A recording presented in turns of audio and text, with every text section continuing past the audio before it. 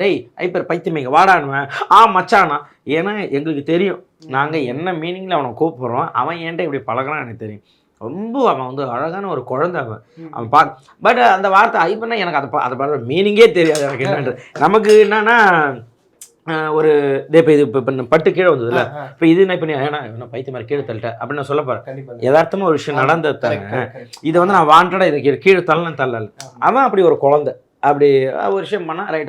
அது ஆடியன்ஸ் ஏன் அப்படி புரிஞ்சுக்கிறாங்கன்னே தெரிய மாட்டேங்குது. எல்லா இதுலேயுமே தப்பாக இது பண்ணேன். சீசன் 1லேருந்து சீசன் 2 சீசன் 3லாம் வந்து சீசன் 4 வரையுமே நான் எது பண்ணாலுமே புகழ்.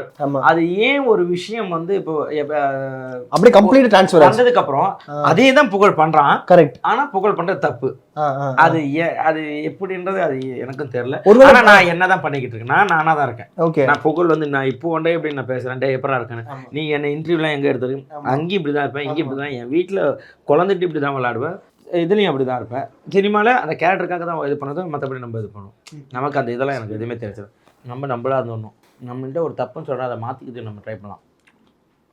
பண்ணுறது எல்லாமே அப்படி குறை சொல்லலாம். எல்லாத்துக்குமே சொன்னாங்க நம்ம என்ன பண்ண முடியும் சொல்ல.